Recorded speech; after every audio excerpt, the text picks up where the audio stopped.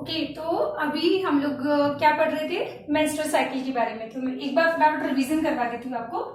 तो हम लोगों ने क्या देखा था कि यहाँ पे पिट्यूटरी जो ग्लैंड है वो कौन से हार्मोन सिक्रेट करेगा, एंड देन फिर हमने देखा था यहाँ पे ओवेरियन हार्मोन के अंदर क्या क्या चेंजेस होंगे, और फिर यहाँ पे यूट्रस के अंदर क्या क्या चेंजेस होने वाले हैं। ठीक है, तो ओवरी क्या रिलीज करेगा, सबसे पहले फर्स्ट हमने शुरू किया था कहां से, एफएसएच से। ठीक है, और इसको मैं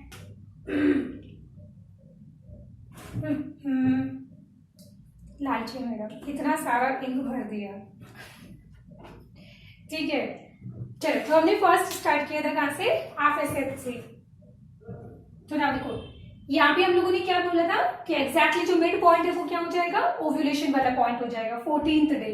ये वाला फर्स्ट डे और ये वाला कौन सा हो जाएगा, 28th डे हो जाएगा। और हमने क्या देखा था यहाँ पे कि सबसे पहले फर्स्ट फॉलिकल स्टिमुलेटिंग हार्मोन का लेवल बढ़ेगा एंड ये पीक पे आ गया, एंड फिर उसके बाद में क्या होगा, इसका level down down down down down. ठीक है, तो ये वापस एकदम से थोड़ा इंक्रीज क्यों हुआ है, क्योंकि अब ये नेक्स्ट जो मेंस्ट्रुअल साइकिल तो स्टार्ट हो गया ना, तो इसके बाद जो नेक्स्ट एग बनाना होगा तो उसके लिए यहाँ पे ये एफएसएच इंक्रीज होगा। अब मुझे बताओ एफएसएच का काम क्या होता है, फॉलिकल स्टिमुलेटिंग हार्मोन है ना, तो फॉलिकल्स का डेवलपमेंट करवाएगा। तो ये क्या है, प्राइमरी oocyte, फिर ये क्या हो गया, सॉरी सेकेंडरी फॉलिकल, फिर ये हो जाएगा टर्शरी फॉलिकल, और ये हो जाएगा यहाँ पे कॉर्पस ल्यूटियम। ठीक है, फिर कॉर्पस ल्यूटियम जो है क्या सिक्रेट करता है, ये सिक्रेट करता है प्रोजेस्टेरॉन। तो इसके रिस्पेक्ट में हम लोग यहाँ पे बोलेंगे कि यहाँ पे प्रोजेस्टेरॉन जो है वो एस्ट्रोजन। ठीक है, तो कॉर्पस ल्यूटियम यहाँ पे सिक्रेट करेगा क्या, एस्ट्रोजन एस्ट्रोजन एस्ट्रोजन। तो यहाँ जाके एस्ट्रोजन का लेवल क्या हो जाएगा, पीक पे हो जाएगा। इतना समझ आ गया आपको। फिर हमने बोला था कि एस्ट्रोजन जो है वो पॉजिटिव फीडबैक देगा for formation of LH, luteinizing hormone. तो इसके सिक्रेशन को ये क्या कर रहा है, इंड्यूस कर रहा है। तो हम लोग बोलेंगे कि यहाँ पे एसिड, यहाँ पे क्या हुआ, एस्ट्रोजन का लेवल क्या है, मैक्सिमम लेवल है ना, तो ये इस केस के अंदर अब ये इंड्यूस करेगा किसको, एलएच के सिक्रेशन को। तो देखना जरा, ये एलएच सिक्रेट हो रहा है यहाँ पे।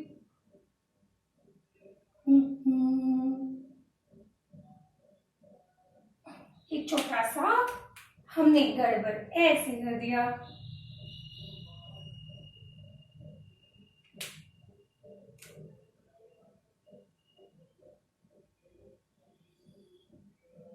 ये ऐसे होता है ना, और अब ये जो मैं ग्राफ बना रही हूं, ये ग्राफ किसका है, एलएच का,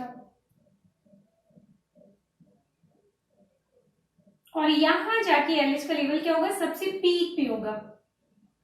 ठीक है, तो एलएच का मतलब क्या होता है, ल्यूटिनाइजिंग हार्मोन। तो एस्ट्रोजन का मैक्सिमम लेवल, एलएच का मैक्सिमम लेवल हो जाएगा। फिर उसके बाद में यहाँ पे ल्यूटिनाइजिंग हार्मोन का काम क्या होता है, कॉर्पस ल्यूटियम को मेंटेन रखना। ये क्या करेगा, कॉर्पस ल्यूटियम को मेंटेन रखेगा। ठीक है मैम, तो अब मुझे चीज बताओ, जैसे ही यहाँ पे एस्ट्रोजन का लेवल मैक्सिमम रीच होगा तो एक काम तो क्या होगा, एक काम होगा यहाँ पे एलएच का सिक्रेशन होगा। तो इसको हम लोग क्या बोलते हैं, जब भी एलएच का लेवल मैक्सिमम हो जाएगा, this is LH sludge, sludge sludge क्या बोलेंगे इसको, सर्ज बोलेंगे। ठीक है, और नाउ दूसरे इस केस में क्या होगा, यहाँ पे ओव्यूलेशन हो जाएगा। चलो करवा देते हैं यहाँ पे ओव्यूलेशन।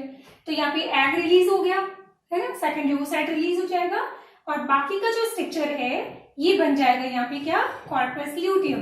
फिर कॉर्पस ल्यूटियम धीरे धीरे धीरे धीरे डीजनरेट होने लग जाएगा और फाइनली कन्वर्ट हो जाएगा कॉर्पस एल्बिकेंस के अंदर। तो इस तरीके से मैंने आपको बोला था कि इसका मैं रिविजन करवाऊंगी, है ना। अच्छा मुझे एक चीज बताओ, इस कॉर्पस ल्यूटियम को मेंटेन कौन करेगा, ल्यूटिनाइजिंग हार्मोन।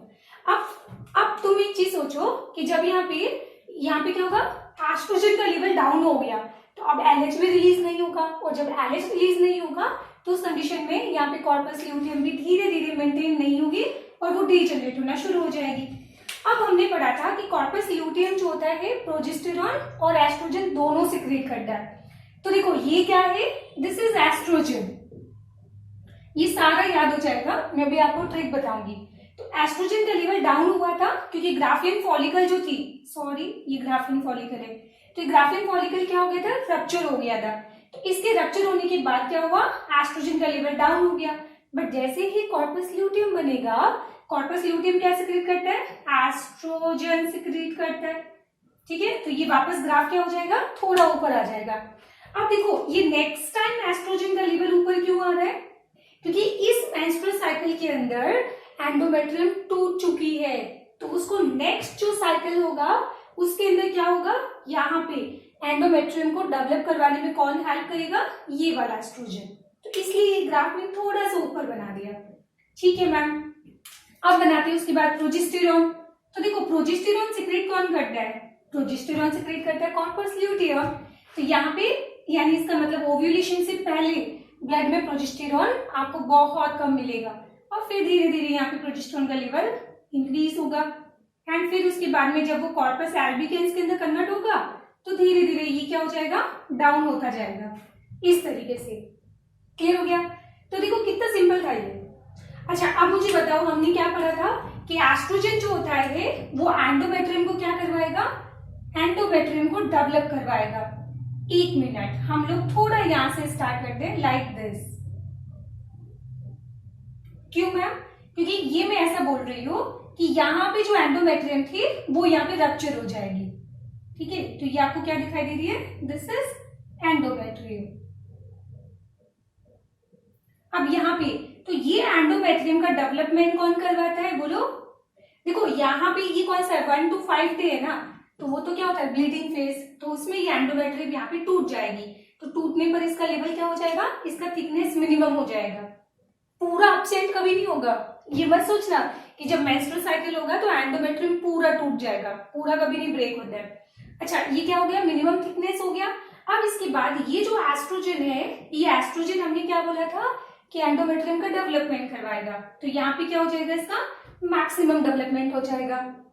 तो ओव्यूलेशन के टाइम आपको सारी चीजें मैक्सिमम मिलेगी, क्या एलएच मैक्सिमम मिलेगा, एफएसएच मैक्सिमम मिलेगा, एस्ट्रोजन मैक्सिमम मिलेगा, और प्रोजेस्टेरॉन भी ऑलमोस्ट मैक्सिमम मिलेगा, और आपको एंडोमेट्रियम की थिकनेस भी क्या मिलेगी, मैक्सिमम। और अब ये जो प्रोजेस्टेरॉन होता है इसका काम क्या होता है बोलो, इस प्रोजेस्टेरॉन का काम होता है सिक्रीट करवाना, क्या इसको, ये एंडोमेट्रियम को ग्रैंडुलर बना देगा, मतलब उसके अंदर डेवलप करवाएगा म्यूकस ग्लैंड्स। क्या डेवलप करवाएगा यहाँ पे, म्यूकस ग्लैंड। तो यहाँ पे ये डेवलप हो रही है क्या, म्यूकस ग्लैंड। और फिर उसके बाद में अगर इन केस अगर फर्टिलाइजेशन नहीं होगा तो धीरे धीरे ये एंडोमेट्रियम लास्ट में जाके क्या हो जाएगी, रप्चर हो जाएगी फाइनली, और यहाँ से अब शुरू हो जाएगा ये नेक्स्ट मेंस्ट्रुअल साइकिल। इतना क्लियर हो गया। तो ये चीज हो गई एंडोमेट्रियम। ठीक है, चलो तो ये सारी चीजें मैंने आपको लास्ट क्लास में समझाया था। तो एक काम करते हैं, हम लोग यहाँ पे लिख लेते हैं ट्रिक। अब ये ट्रिक क्या है सुनो ले। अब ये ट्रिक ये है कि यहाँ पे जब ओव्यूलेशन होगा तो ओव्यूलेशन के time FSH comma LH, oestrogen comma progesterone, ये सब आपको हार्मोन कैसे मिलेंगे, मैक्सिमम या फिर पीक पे मिलेंगे। हम लोग बोलेंगे कि इनमें से आउट ऑफ 4 3 कैसे मिलेंगे, आपको ओव्यूलेशन के जस्ट पहले यहाँ पे सारे पीक पे मिलेंगे, और ओव्यूलेशन के जस्ट बाद में आपको पीक पे मिलेगा प्रोजेस्टेरॉन। समझा गया, कितना सिंपल है। देखो ये 1 2 एंड 3 ये आपको ओव्यूलेशन से थोड़ा पहले क्या मिला, जस्ट एक दिन पहले आपको पीक पे मिलेंगे, और ओव्यूलेशन के एक दिन बाद भी आपको पीक पे कौन मिलेगा, प्रोजेस्टेरॉन मिलेगा।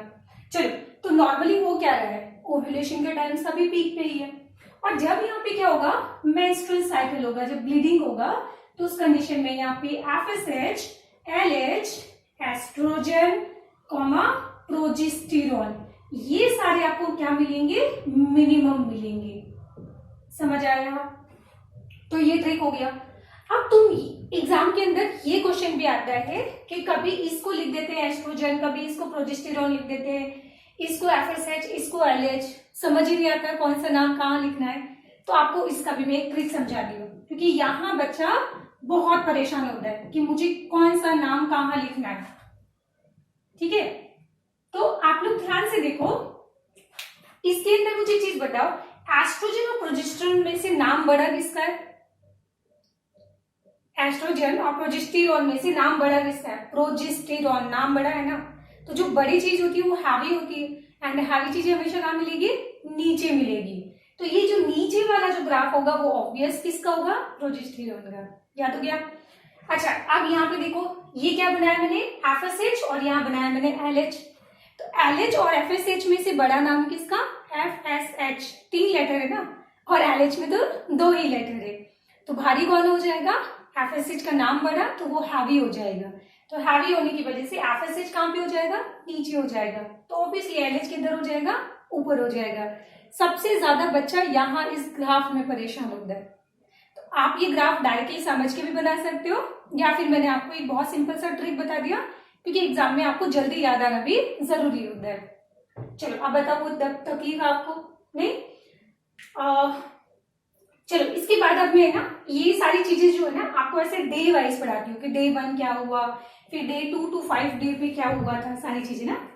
चलो यहाँ पे लिखती हूँ मैं। तो अब हम लोग स्टार्ट करते हैं डे 1। तो बताओ डे 1 पे क्या होगा? डे 1 पे हम लोग बोलेंगे कि जो कॉर्पस ल्यूटियम होगी, ठीक है, जो प्रीवियस साइकिल का जो कॉर्पस ल्यूटियम होगा वो कंप्लीटली रिग्रेस हो जाएगा और कन्वर्ट हो जाएगा किसमें? कॉर्पस एल्बिकन्स के अंदर। तो corpus luteum of previous cycle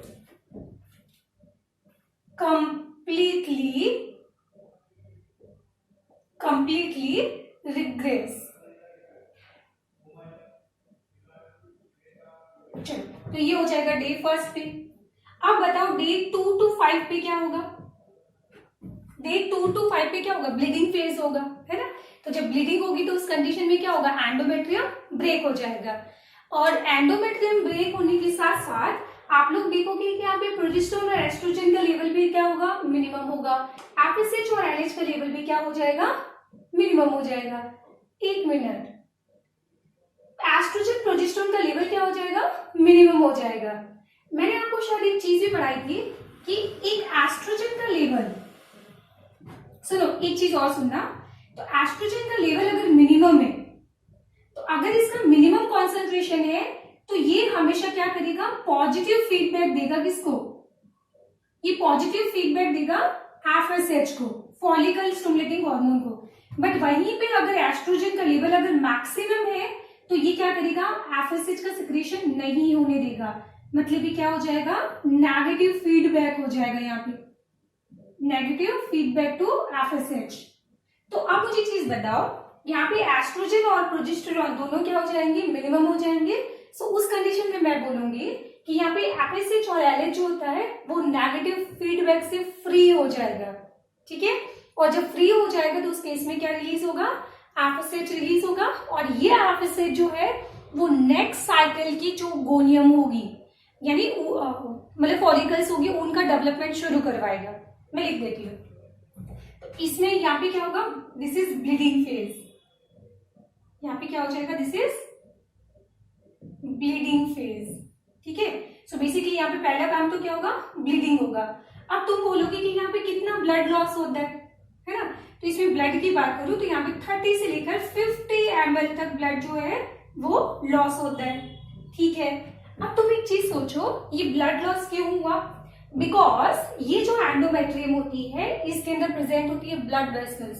so ये जो एंडोमेट्रियम के टूटने की वजह से इसके अंदर जो ब्लड वेसल्स होती है वो भी टूट जाएगी, और इस तरीके से एंड्रोमेट्रियम के जो टुकड़े होते हैं, है ना, वो टुकड़े भी वहां पे बाहर आना शुरू होते हैं। तो यहाँ पे हम लोग बोलेंगे कि एंडोमेट्रियम क्या हो जाएगा? Sludge of. एंडोमेट्रियम का हुआ है स्लज ऑफ, टूट गए, ठीक है मैम। और उसके बाद में क्या हो जाएगा? ब्लीडिंग होना शुरू हो जाएगी। अब तुम एक चीज सोचो कि जब हमें चोट लगती है ना, तो आप लोगों ने क्या देखा कि ब्लड एयर के जब कांटेक्ट में आता है तो वो तो ब्लड क्लॉट हो जाता है। नाउ यहाँ पे ब्लड क्लॉट क्यों नहीं होता है? हाँ, मेंस्ट्रुअल साइकिल के अंदर ब्लड क्लॉट क्यों नहीं होता है? बिकॉज यहाँ पे यूट्रस जो है खुद एक फाइब्रिनोलाइसिन रिलीज करता है, और ये फाइब्रिनोलाइसिन जो है वो फाइब्रिन क्योंकि ब्लड जो क्लॉट होता है वो किसकी वजह से होता है, आपने क्लास 11 में पढ़ा होगा, फाइब्रिनोजन कन्वर्ट होता है फाइब्रिन के अंदर, तो उस फाइब्रिन को डिसॉल्व कर देगा कौन, फाइब्रिनोलाइसिन। तो यहाँ पे हम बोलेंगे कि यूट्रस जो है वो एक और चीज रिलीज करेगा, रिलीज फाइब्रिनोलाइसिन, फाइब्रिनोलाइसिन, और ये फाइब्रिनोलाइसिन क्या करेगा, डिसॉल्व ब्लड क्लॉट। तो अगर कहीं भी ब्लड क्लॉट अगर बन भी जाते हैं ना, तो उनको ये क्या कर देगा, वहां से डिसॉल्व कर देगा, जिसको रिलीज कौन कर रहा है, यूट्रस रिलीज कर रहा है। और इसके साथ अब क्या चेंजेस हुआ, तो मैं इस पॉइंट को यहां लिख देती हूं। अब इसके साथ यहाँ पे चेंजेस होगा क्या, चलो एंडोमेट्रियम टूट गया, और फिर हम लोग बोलेंगे कि यहाँ पे एस्ट्रोजन एंड प्रोजेस्टेरॉन, इनका लेवल क्या हो जाएगा, इनका लेवल हो जाएगा मिनिमम। और जैसे ही इनका लेवल मिनिमम होगा तो उस केस के अंदर FSH and LH, FSH and LH free from negative inhibition, negative feedback, तो उस कंडीशन में अब क्या होगा, यहाँ पे FSH रिलीज होना शुरू हो जाएगा। अब क्या होगा, यहाँ पे FSH रिलीज होगा, और ये रिलीज होने वाला FSH जो है वो आगे क्या करवाएगा, बोलो, नेक्स्ट जो फॉलिकल्स होती है ना, तो फॉलिकल्स का डेवलपमेंट करवाएगा फॉर नेक्स्ट साइकिल। तो यहाँ पे, और वो भी एक नहीं, बहुत सारी फॉलिकल्स जो होती है ना, उनके बीच में अब रेसिंग शुरू होगी, ठीक है। तो ऐसा नहीं है कि सिर्फ एक कोई सेलेक्ट होने के बाद उसका है ना डेवलपमेंट, बहुत सारी डेवलपमेंट एक साथ शुरू होगी, बट उसमें से सेलेक्ट कोई एक होगी, वो कौन से, डे 7 पे पढ़ाऊंगी मैं आपको। तो इसमें क्या होगा, मैनी फॉलिकल्स का डेवलपमेंट स्टार्ट होगा, डेवलपमेंट स्टार्ट, और वो भी क्या, for next cycle, next cycle, ठीक है। तो ये सारे चेंजेस आपको मिलेंगे कहां पे, डे 2 to 5 के अंदर। इतना क्लियर हो गया, और ये हो जाएगा डे 1। अब हम पढ़ेंगे यहाँ पे डे 7 के बारे में, डे 7। तो हमने क्या बोला था कि यहाँ पे होता क्या है, फॉलिकल्स तो बहुत सारी डेवलपमेंट स्टार्ट कर दी है, बट उसमें से कोई एक डोमिनेटिंग फॉलिकल्स क्या होगी, सेलेक्ट होगी। तो यहाँ पे क्या होगा, selection of one dominant, selection of only one dominant follicles, किसी एक को यहाँ पे क्या किया जाएगा, सेलेक्ट किया जाएगा। ये क्लियर हो गया। अब इसके बाद हम लोग पढ़ते हैं डे 7 to 12। तो 7 to 12 डेज पे क्या होगा बताओ आप, तो 7 to 12 डेज पे हम लोग बोलेंगे कि ये हो जाएगा प्रोलिफेरेशन। तो देखो ये 5 हो गया ना, फिर इसके बाद 6 और ये हो जाएगा 7। तो 7 से लेकर 12 तक यहाँ पे एंडोमेट्रियम का डेवलपमेंट होगा और प्लस फॉलिकल्स का डेवलपमेंट होगा, है ना। तो यहां से हम बोलेंगे कि फॉलिकल्स का क्या होगा, डेवलपमेंट होगा। बट इस फॉलिकल्स का डेवलपमेंट कौन करवाएगा, एफएसएच है ना करवाएगा।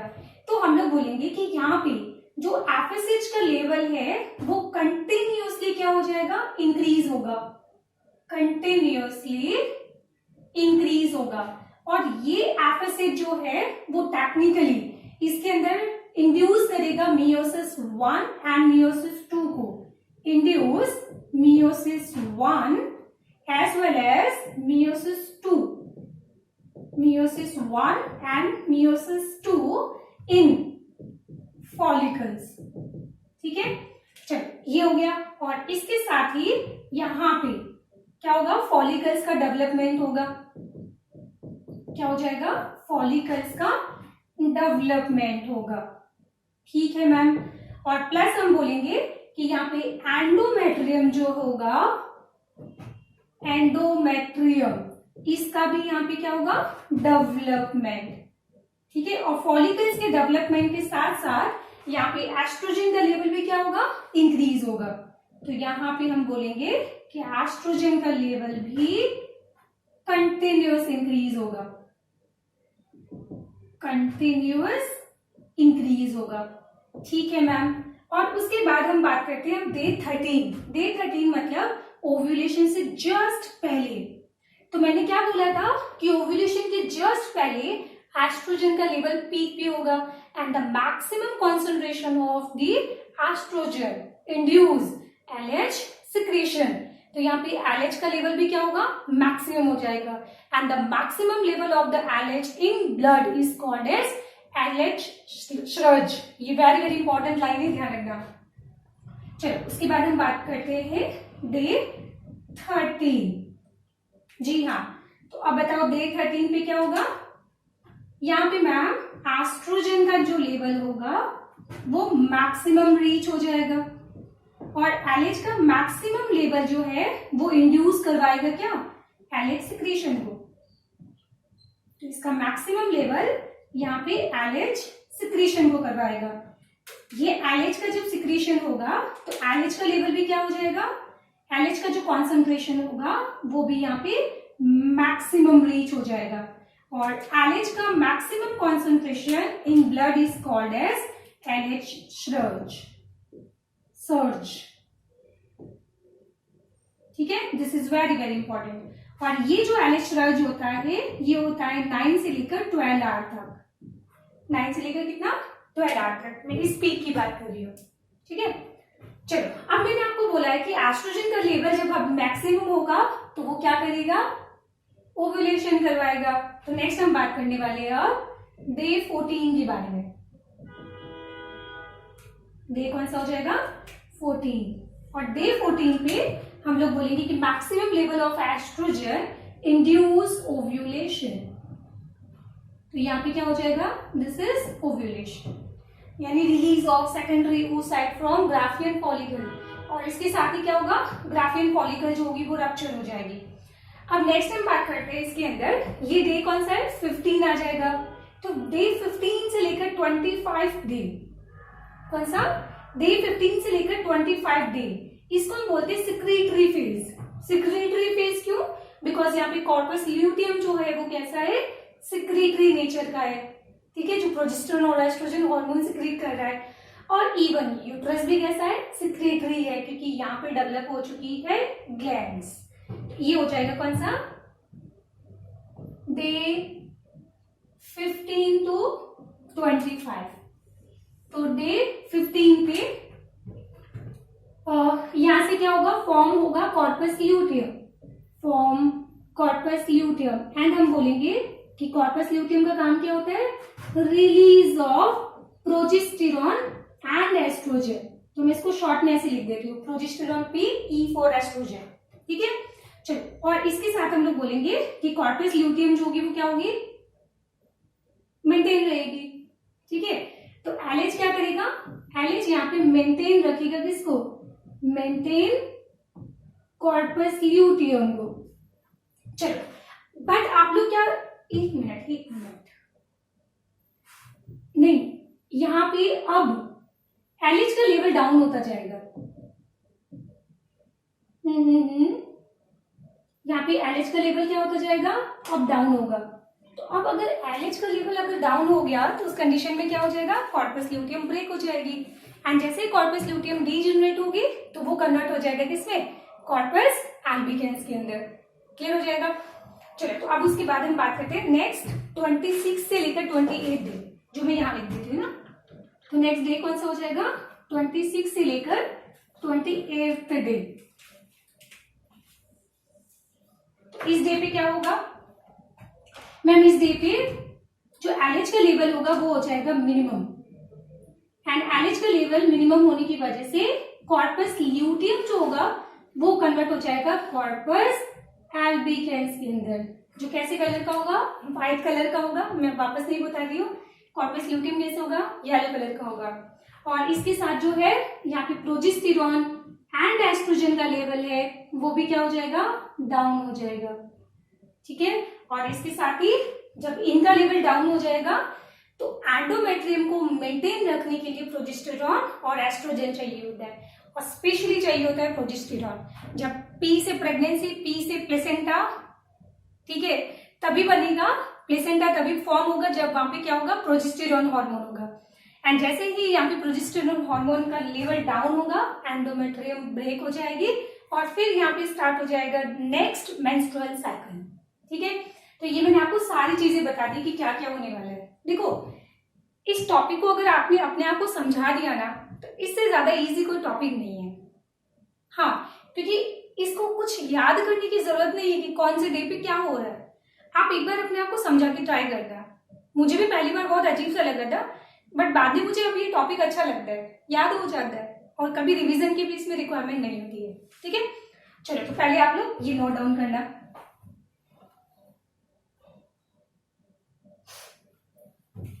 अच्छा, नेक्स्ट, अब इसके बाद मैं कुछ चीजें और बताती हूँ आपको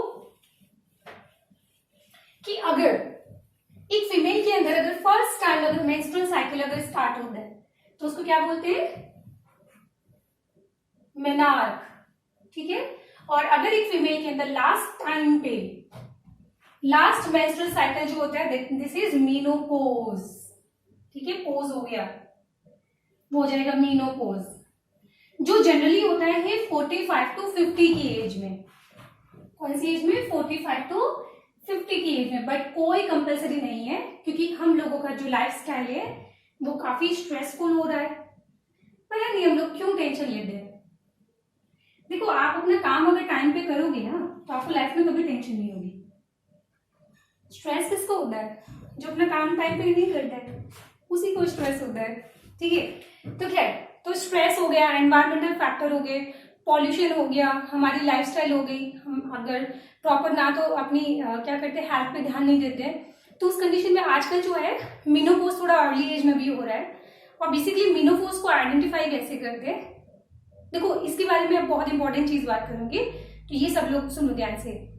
देखो, हमारी मम्मी जो है ना, जैसे मेरी हुआ था घर में ना, मेरी मम्मी अचानक से बहुत सडनली बहुत चिड़चिड़ी होने लग गई थी।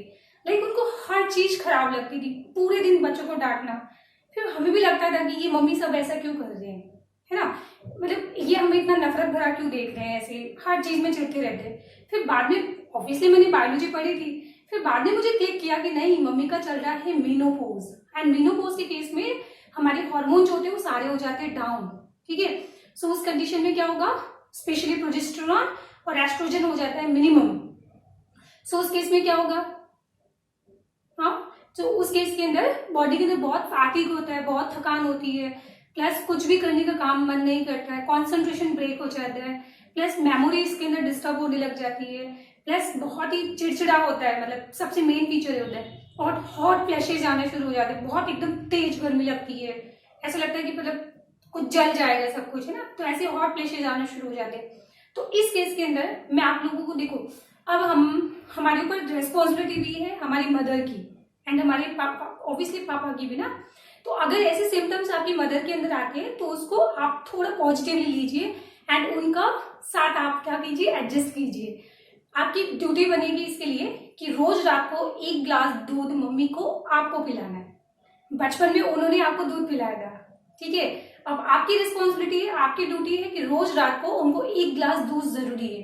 क्यों, क्योंकि जब एस्ट्रोजन लेवल जो है डाउन होने लगता है ना, तो एस्ट्रोजन जो होता है वो एक्चुअली बोन्स में से कैल्शियम को निकालना शुरू कर देता है। ठीक है, तो उसके केस में क्या होगा, क्योंकि एस्ट्रोजन का काम क्या होता है, बोन्स के अंदर कैल्शियम को डिपॉजिट करवाना।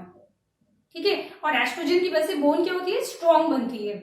जो मैं बात कर रही हूँ यंग लेडी के बारे में, बट वहीं पे जो ओल्ड लेडी होती है जिनके अंदर एस्ट्रोजन नहीं होगा, तो उनकी बोन्स के अंदर कैल्शियम डिपॉजिट नहीं हो पाता है। सो उस केस में क्या होता है, ऑस्टियोपोरोसिस, उनकी बोन्स फ्रेजाइल हो जाती है, थोड़ा सा कहीं चोट लगी, बोन ब्रेक, फ्रैक्चर हो गया। सो ऐसा नहीं होना चाहिए। तो उनको प्रॉपर जो है रोज एक ग्लास दूध की रेस्पॉन्सिबिलिटी आपकी बनती है। ठीक है, तो चलिए, तो ये सारे सिम्टम्स इसके अंदर होते हैं। और प्लस इसमें हार्ट जो होता है ना, उसमें पल्पेशन भी बहुत ज्यादा हो जाता है, हार्ट रेट बढ़ जाती है। तो ये सारे सिम्टम्स होते हैं इसके अंदर। चलो, तो इसमें होता क्या है, आप फिर मम्मी से एक्सरसाइज भी करवाओगे, हाँ ये आपकी ड्यूटी है। एंड प्लस उनको रोज रात को 1 ग्लास दूध कंपल्सरी आपको। ठीक है, चलिए, तो अब हम बात करते हैं, ये वाला क्या था, दिस इज मीनोपोज, जो जनरली कब होता है, 45 टू 50 की एज में, बट इससे पहले भी हो सकता है। ठीक है, नाउ तो हम लोग क्या बोल रहे थे कि first appearance, first menstrual cycle in female जो कब होता है, जो अराउंड होता है 14 to 15 एज के अंदर, ठीक है। और ये जो फर्स्ट मेंस्ट्रुअल साइकिल होगा दिस इज मीनार्क, इसको हम लोग क्या बोलेंगे, मीनार्क बोलेंगे। और उसके बाद में लास्ट जो मेंस्ट्रुअल साइकिल फीमेल के अंदर होगा उसको बोला जाएगा जो अराउंड 45 to 50 की एज में होता है, ठीक है। और इसको बोला जाएगा मीनोपोज, ठीक है। तो पोज हो गया ये, चलिए। और इसमें एक और सिम्टम्स होता है जिसमें इरेगुलर मेंस्ट्रुअल साइकिल होते हैं। जैसे मेंस्ट्रुअल साइकिल कब होता है, एक हर महीने में होता है ना आइडियली, बट अगर एक साल तक पूरा अगर मेंस्ट्रुअल साइकिल नहीं होता है तब हम बोल देते हैं कि ये क्या हो गया, मेनोपॉज हो गया। तो इसमें वो ना क्या होता है, मेंस्ट्रुअल साइकिल डिस्टर्ब होने लग जाते हैं। 3 से 4 महीने में कभी मेंस्ट्रुअल साइकिल आएंगे, कभी एक ही महीने में 2 बार आ जाएंगे, बट 2 बार में भी ओवर ब्लीडिंग होना शुरू हो जाएगी। तो ये सारे सिम्टम्स होते हैं किसके, मेनोपॉज के। चलो उसके बाद अब हम लोग बात करते हैं, ये चीज हो गया।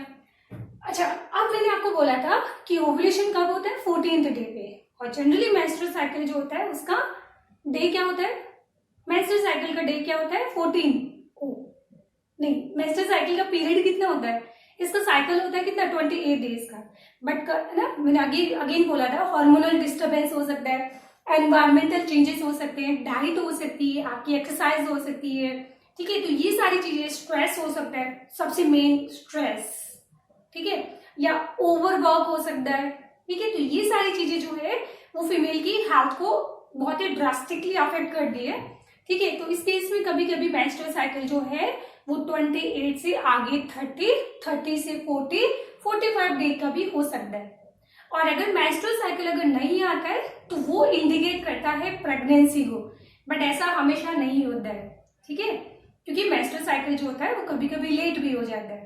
बट प्रेगनेंसी जब होगी तो हम लोगों ने क्या बोला था कि अगर मान लीजिए सेकेंडरी oocyte आए थे और उसके साथ अगर स्पर्म फर्टिलाइज हो जाता है और फिर वो बन जाता है एम्ब्रियो, और एम्ब्रियो क्या होगा, एंडोमेट्रियम के साथ में जाके इम्प्लांट हो गया। तो अगर एंडोमेट्रियम के साथ एम्ब्रियो अगर इम्प्लांट हो गया तो क्या अब एंडोमेट्रियम को ब्रेक करना चाहिए क्या, नहीं। तो उस कंडीशन में मेंस्ट्रुअल साइकिल भी नहीं होगा। तो 9 मंथ की प्रेगनेंसी के अंदर मेंस्ट्रुअल साइकिल नहीं होता है, ठीक है।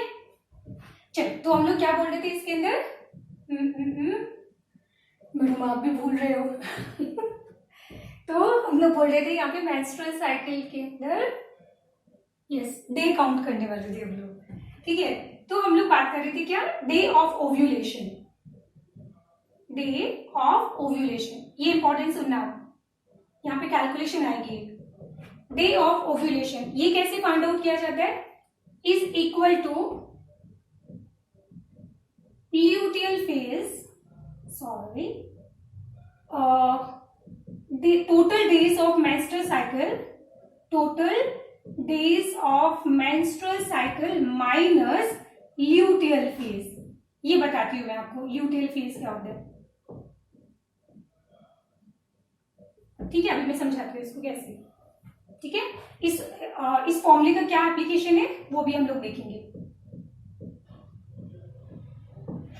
चलिए तो हम लोग देखो यहाँ पे हम बोल रहे थे मेंस्ट्रुअल साइकिल, याद है मैंने स्टार्टिंग के अंदर लिखा था कि मेंस्ट्रुअल साइकिल के अंदर क्या क्या फेजेस होंगे। तो हमने बोला था कि यहाँ पे यूटेराइन चेंजेस भी होंगे, ठीक है। एंड इसके अंदर हम लोग क्या करते हैं, ओवेरियन चेंजेस को भी इंक्लूड करते हैं, both uterine and ovarian changes included in menstrual cycle. तो सबसे पहले हम लोग यहाँ पे डिस्कस करते हैं हॉर्मोन्स के बारे में। तो बताओ यूटेराइन के अंदर कौन सा हार्मोन रिस्पॉन्सिबल है, प्रोजेस्टेरॉन और एस्ट्रोजन। वहीं पे ओवरी के लिए रेस्पॉन्सिबल होता है एफएसएच एंड एलएच। ये पहला पॉइंट समझ आ गया होगा, ठीक है। फिर दूसरा पॉइंट, अब यूट्रस के बारे में अगर हम बात करें तो यूट्रस के अंदर हमने क्या क्या चेंजेस देखे थे। तो यहाँ पे एंडोमेट्रियम डेवलप हुई थी, यहाँ पे एंडोमेट्रियम ग्रैंडुलर हो गया था, तो लाइक दिस, ठीक है।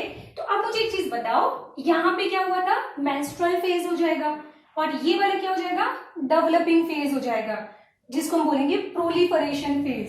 और ये हो जाएगा यहाँ पे क्या, सिक्रेटरी फेज, बिकॉज यहाँ पे क्या होगा, सॉरी ग्लैंडुलर या फिर सिक्रेटरी फेज, क्योंकि हमने बोला था कि प्रोजेस्टेरॉन जो होता है यहाँ पे एंडोमेट्रियम के अंदर ग्लैंड्स डेवलप करवाएगा, जो क्या सिक्रेट करेगा, म्यूकस लाइक सब्सटेंस रिलीज करेगा, जो एक्चुअली एम्ब्रियो के इम्प्लांटेशन के लिए इंपॉर्टेंट होता है। तो इसके अंदर कौन कौन से फेज हो गए, एक ये फेज हो गया, दूसरा ये वाला हो गया, तीसरा ये वाला हो गया। तो अब हम बात करते हैं इसके अंदर फेजेस के बारे में। तो बताओ फर्स्ट वाला फेजेस कौन सा है, this is menstrual phase, because जो ब्लीडिंग होती है ना मेंस्ट्रुअल, तो जो ब्लीडिंग होती है वो एक्चुअली कहां पे होती है, एंडोमेट्रियम के टूटने की वजह से, तो इसको बोला जाएगा मेंस्ट्रुअल फेज। सेकंड कौन सा हो जाएगा, जहां पे एंडोमेट्रियम प्रोलिफरेट कर रही है, तो ये हो जाएगा यहाँ पे प्रोलिफरेटिव फेज। एंड लास्ट ये वाला हो जाएगा कौन सा, ग्रैंड्यूलर फेज, ठीक है, जहां पे ग्लैंड्स डेवलप होना शुरू होती है, या फिर इसको हम लोग और सिक्रेटरी फेज भी बोल सकते हैं, सिक्रेटरी फेज। तो ये तीन फेजेस हम बात करते हैं कहां पे, यूटेराइन के अंदर। और वहीं पे ओवरी के अंदर क्या क्या चेंजेस होंगे, बस ये लास्ट टॉपिक है, तो ओवरी के चेंजेस देखते हैं हम लोग। देखो इस टॉपिक का रिवीजन कर लेना, अगर साथ का साथ पढ़ लिया तो आपको अच्छे से याद हो जाएगा, ठीक है, फिर इसके बाद फ्यूचर में आपको कभी रिवीजन की रिक्वायरमेंट भी नहीं होगी इसकी। चलिए तो देखो ओवरी के अंदर क्या क्या चेंजेस होगा। तो हमने देखा था कि यहाँ पे पहले ग्राफियन फॉलिकल बनेगी, मतलब फॉलिकल्स का डेवलपमेंट होगा। फिर उसके बाद में क्या बनेगा, कॉर्पस ल्यूटियम बनेगी। तो कॉर्पस ल्यूटियम क्या करेगा, यहाँ पे इसको क्या बोलते हैं इसको, फिर फाइनली ये डीजनरेट हो जाएगा और कॉर्पस एल्बिकन्स के अंदर कन्वर्ट हो जाएगा। तो इसको बोला जाएगा क्या, फॉलिक्यूलर फेज, जहां पे फॉलिकल्स का डेवलपमेंट होगा। फिर सेकंड यहाँ पे होगा ओव्यूलेशन।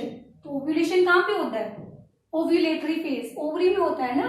फिर उसके बाद में ये वाला हो जाएगा जहां पे बनती है corpus luteum, so that's why इस फेज को बोला जाएगा ल्यूटियल फेज। तो कौन कौन से फेज हो गए बोलो, पहला हो जाएगा फॉलिक्यूलर फेज। तो फॉलिक्यूलर फेज के अंदर यहाँ पे फॉलिकल्स का डेवलपमेंट होगा। फिर दूसरा हो जाएगा यहाँ पे ओव्यूलेटरी फेज। ओव्यूलेटरी फेज में क्या हो जाएगा, ओव्यूलेशन हो जाएगा। एंड थर्ड हो जाएगा यहाँ पे क्या, ल्यूटियल फेज। कौन सा, ल्यूटियल फेज, ठीक है, जहां पे हम बोलेंगे कॉर्पस ल्यूटियम बनती है और वो क्या करती है, प्रोजेस्टेरॉन और एस्ट्रोजन सिक्रेट करती है। तो मैं इसकी बात कर रही हूँ, ये वाला ल्यूटियल फेज। तो ये जो कॉर्पस ल्यूटियम वाला ये जो फेज होता है ये हमेशा फिक्स होता है, ये वाला फेज हमेशा कितना होता है, फिक्स होता है। और ये होता है 14 डेज का। कितने दिन का होता है, 14 दिन का। तो अगर मान लो कि एक फीमेल है और उस फीमेल के अंदर मेंस्ट्रुअल साइकिल कब आया, एक उसके अंदर मेंस्ट्रुअल साइकिल आता है मान लो 28 डेज का। मैं एक एग्जांपल ले लेती हूँ कि अगर आपको बोला जाता है कि total days of menstrual cycle कितना है, 28 डेज का है, ठीक है, तो बताओ उसके अंदर ओव्यूलेशन कब हुआ होगा, बोलो। अगर 28 डेज का टोटल साइकिल है, ठीक है, तो उस कंडीशन में मैंने आपको क्या बोला था कि ल्यूटियल फेज जो होता है वो कितना होता है, 14 डेज का होता है। और इसके ऊपर आप लिख देना कि ये वाला जो फेज होता है ये फिक्स होता है। तो अब 28 माइनस 14 करो तो कितना हो गया, 14th डे, 14th डे। तो ये 14th डे पे क्या हो जाएगा, ओव्यूलेशन हो जाएगा। बट अगर आपको एग्जाम में ऐसा पूछा जाए कि किसी के अंदर अगर मान लीजिए मेंस्ट्रुअल साइकिल 35 डेज का है, मतलब 35 डेज के बाद उसको मेंस्ट्रुअल साइकिल आया, तो बताओ उसमें ओव्यूलेशन कब हुआ होगा। तो मैंने आपको बोला था कि ल्यूटियल फेज कितना होता है, 14 डे का होता है, ठीक है। अब इसको माइनस करो कितना होगा, 1 फिर 2, तो ये कितना हो गया, 21 डेज नहीं 21st डे पे इसमें क्या हो जाएगा, ओव्यूलेशन हो जाएगा, ठीक है। अब एक और एग्जांपल बता देती हूँ कि अगर मान लो कि मेंस्ट्रुअल साइकिल जो होता है वो होता है अगर मान लीजिए 40 डेज के बाद, 40 दिन का मेंस्ट्रुअल साइकिल है, तो ल्यूटियल फेज तो फिक्स होगा ना 14 दिन का। तो बताओ कितना होगा वो, 30 30 माइनस 4 26। तो हम लोग बोलेंगे कि 26 डे पे क्या हो जाएगा, उसके अंदर ओव्यूलेशन हो जाएगा। तो इस फॉर्मूले से मैं आपको ये क्लियर करना चाहती हूँ कि ओव्यूलेशन हमेशा 14th डे पे होता है, ऐसा कोई जरूरी नहीं है। मेंस्ट्रुअल साइकिल जो होता है वो चेंजेस होता रहता है due to stress, environmental factor, diet, है ना, इन सब की वजह से। तो ये चेंजेस अगर होगा इसके अंदर टोटल मेंस्ट्रुअल साइकिल के अंदर, तो ओव्यूलेशन डे जो होता है वो भी चेंजेस होगा। बट ध्यान रखना, ल्यूटेल डे जो होता है वो हमेशा फिक्स होता है, कितना, 14 डेज पर। तो इसके ऊपर बेस्ड आपको एक्सरसाइज के अंदर पीछे न्यूमेरिकल भी मिलेंगे और एग्जाम के अंदर क्वेश्चन भी मिल सकता है। तो आज के लिए इतना ही। तो आज हमने बहुत ही अच्छा टॉपिक कंप्लीट किया था, मेंस्ट्रुअल साइकिल। ठीक है, चलो टाटा, बाय बाय, जय हिंद।